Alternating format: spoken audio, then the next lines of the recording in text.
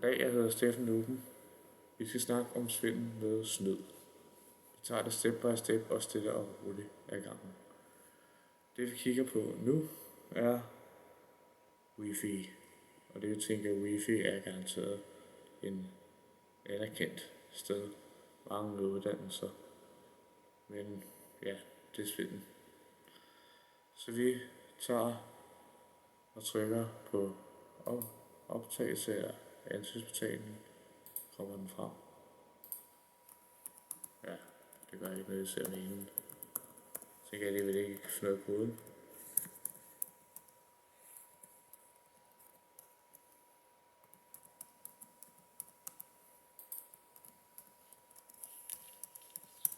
Det her er en helt selv oprettet login. Det var så ikke den, men sorry. Kan også glemme den en gang imellem. Det er det, når man prøver at snyde. Prøv det igen.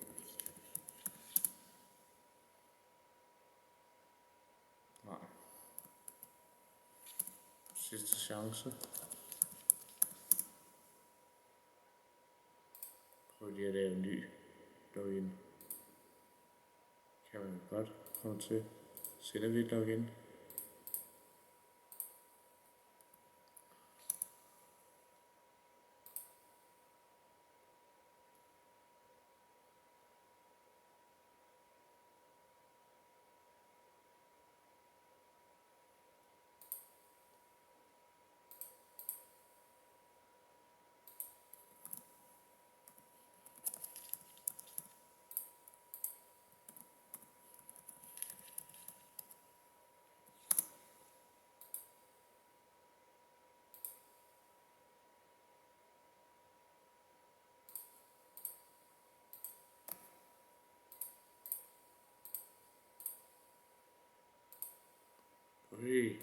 Inde på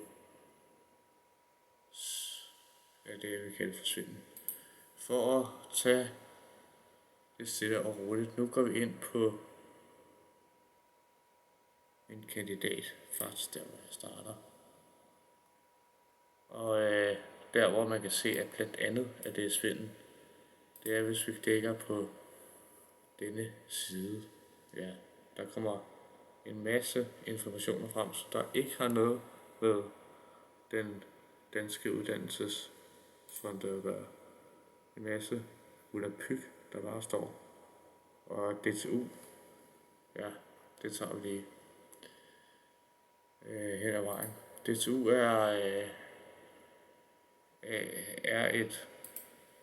skulle stå for Danmarks Universitet, ja.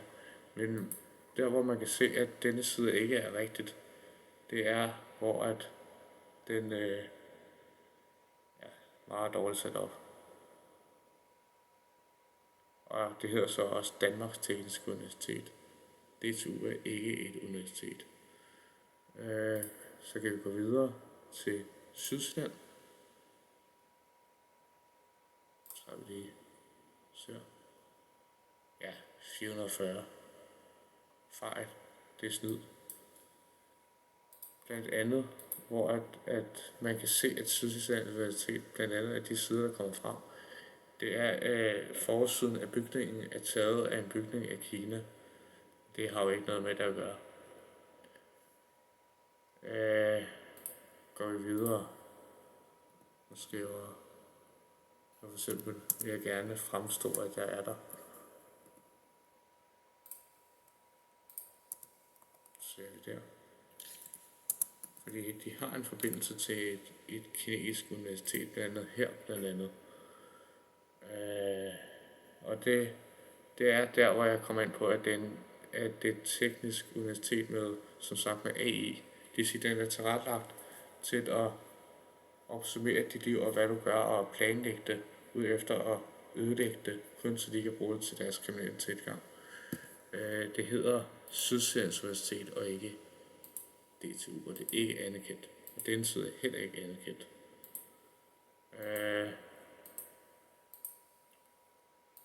Ja.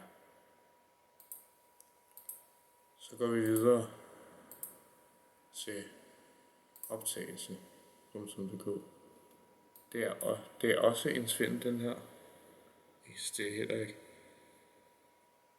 falsk. Ja.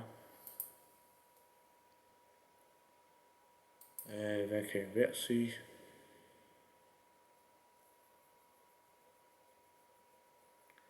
Ja, blandt andet også, hvis vi skal tilbage til Sydsjælland, har de deres login. Og nogle af dem er jo selvfølgelig rigtige, men der er en speciel, jeg gerne vil vise jer. Og det er den her. Og måden på, jeg kan se på, at den er falsk, det er, at den kommer frem med en globus. Det er meget vigtigt at vide.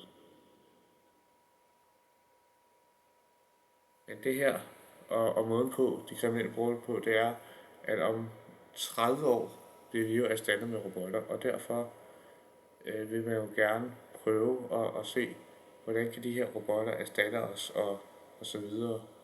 Hvordan kan vi manipulere folk, der har fået børn over internettet og så videre, til at de netop skal blive stødt. Kan man sige, om det er drengen eller pigen, eller hvad det nu er. Ikke noget juridisk-stilling. Men det er det princippet, det går ud på. Og hvordan kan man erstatte pædagogen? Hvordan kan man misbruge mennesker til at vide, hvordan pædagoger skal tænke, blandt andet, men over en chat-GPT-bot. Så de misbruger vores tillid igennem de her systemer. Tak. Husk at like og subscribe.